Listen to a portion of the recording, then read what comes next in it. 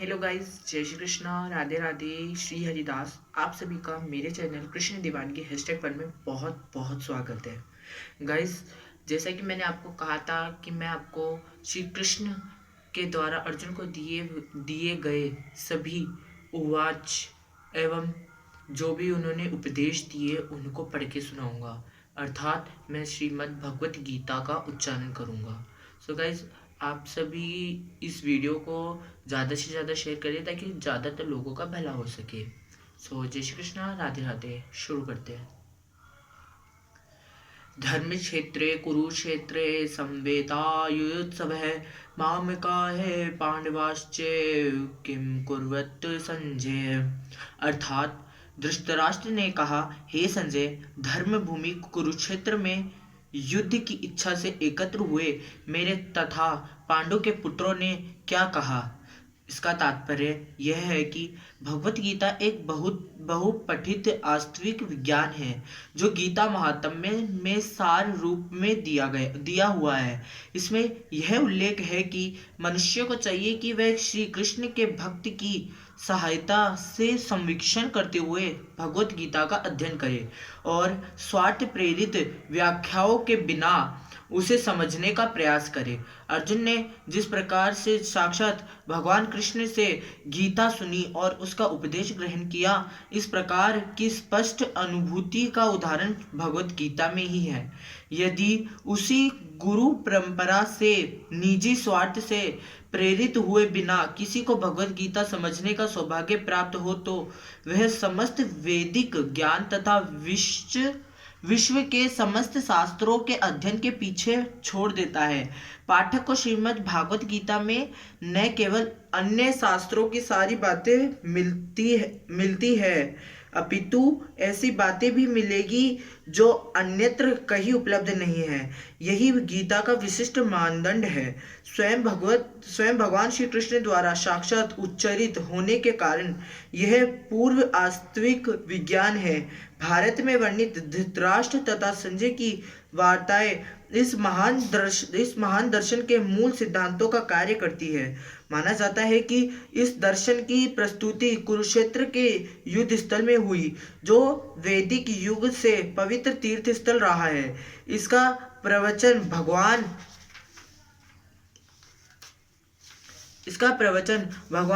भगवान द्वारा मानव जाति के पथ प्रदर्शन हेतु तब किया गया जब वे इस लोक में स्वयं उपस्थित थे। धर्म क्षेत्र शब्द सार्थक है क्योंकि कुरुक्षेत्र के युद्ध स्थल में अर्जुन के पक्ष में श्री भगवान स्वयं उपस्थित थे। कौरवों का पिता धृतराष्ट्र अपने पुत्रों की विजय की संभावना के विषय में अत्यधिक संदिग्ध था। अतः इसी संदेह के कारण उसने अपने सचिव से पूछा, उन्होंने क्या कहा, उन्होंने क्या किया। वह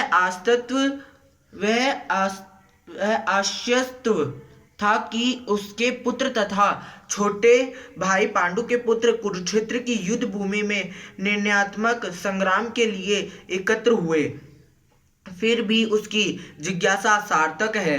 वह नहीं चाहता था कि भाइयों में कोई समझौता हो, अतः वह युद्ध भूमि में अपने पुत्रों की नियति के विषय में आश्वस्त होना चाह रहा था।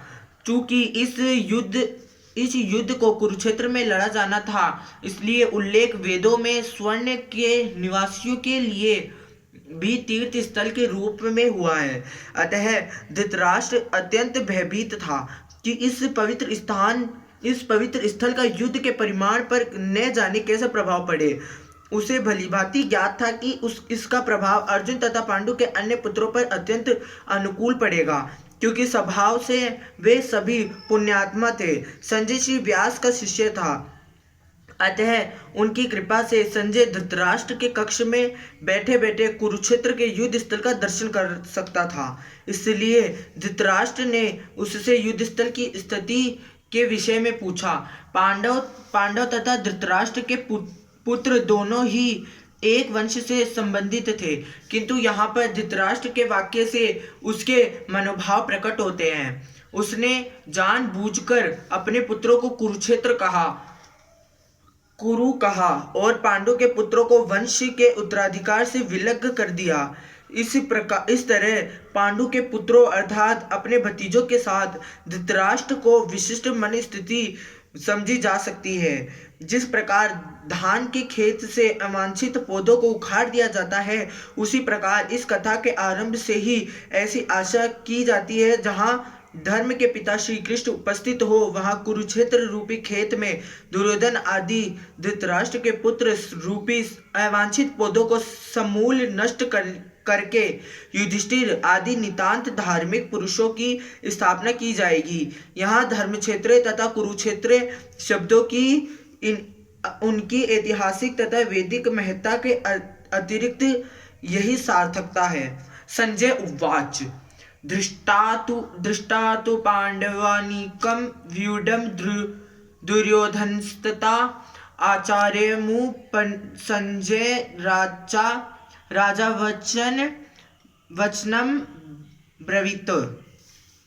संजय ने कहा, हे राजन, पांडुपुत्रों द्वारा सेना की व्यूह रचना देखकर राजा दुर्योधन अपने गुरु के पास गया और उसने ये शब्द कहे। धृतराष्ट्र जन्म से अंधा था।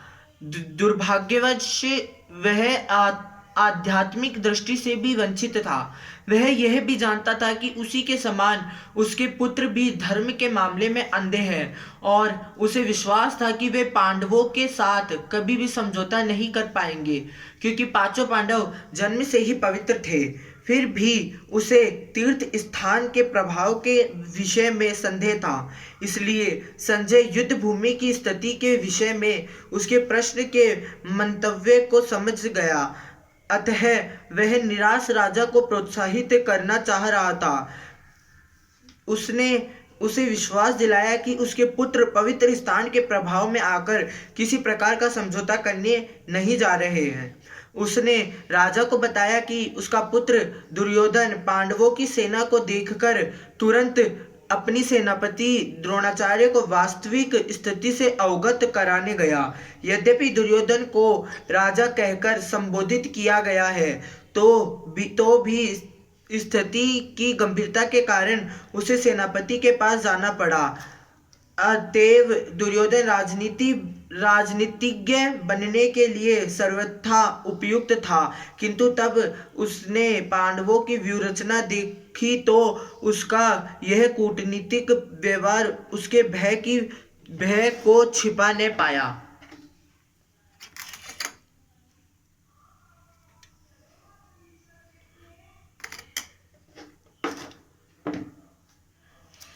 पश्यन्तां पाण्डुपुत्राणामाचार्यः महती चमूमे व्यूढां द्रुपदपुत्रेण तव शिष्येन सीमता। हे आचार्य, पांडुपुत्रों की विशाल सेना को देख, जिसे आपके बुद्धिमान शिष्य द्रुपद के पुत्र ने इतने कौशल से व्यवस्थित किया है। तात्पर्य: परम राजनीतिज्ञ दुर्योधन महान ब्राह्मण सेनापति द्रोणाचार्य के दोषों को इंगित करना चाहता था। अर्जुन की पत्नी द्रौपदी के पिता राजा द्रुपद के साथ द्रोणाचार्य का कुछ राजनीतिक झगड़ा था। इस झगड़े के फलस्वरूप द्रुपद ने एक महान यज्ञ संपन्न किया, जिससे उसे एक ऐसा पुत्र प्राप्त होने का वरदान मिला जो द्रोणाचार्य का वध कर सके। द्रोणाचार्य इसे भलीभांति जानता था, किंतु जब द्रुपद का पुत्र धृष्टद्युम्न युद्ध शिक्षा के लिए उसको सौंपा गया तो द्रोणाचार्य को उसे अपने सारे सैनिक रहस्य प्रदान करने में कोई झिझक नहीं हुई। अब धृष्टद्युम्न कुरुक्षेत्र की युद्ध भूमि में पांडवों का पक्ष ले रहा था और उसने द्रोणाचार्य से जो कला सीखी थी उसी के आधार पर उसने यह व्यूह रचना की थी। दुर्योधन ने द्रोणाचार्य की इस दुर्बलता की ओर इंगित किया, जिससे वह युद्ध में सजग रहे और समझौता न करे। इसके द्वारा वह द्रोणाचार्य को यह भी बताना चाह रहा था कि कहीं वह अपने प्रिय शिष्य पांडवों के प्रति युद्ध में उदारता ने दिखा बैठे। विशेष रूप से अर्जुन उसका अत्यंत प्रिय एवं तेजस्वी शिष्य था। दुर्योधन ने यह भी चेतावनी दी कि युद्ध में इस प्रकार की उदारता से हार हो सकती है। अत्र शूरा महिष्वासा भीमार्जुन समा युधि युयुधानो विराट से द्रुपद से महारथ।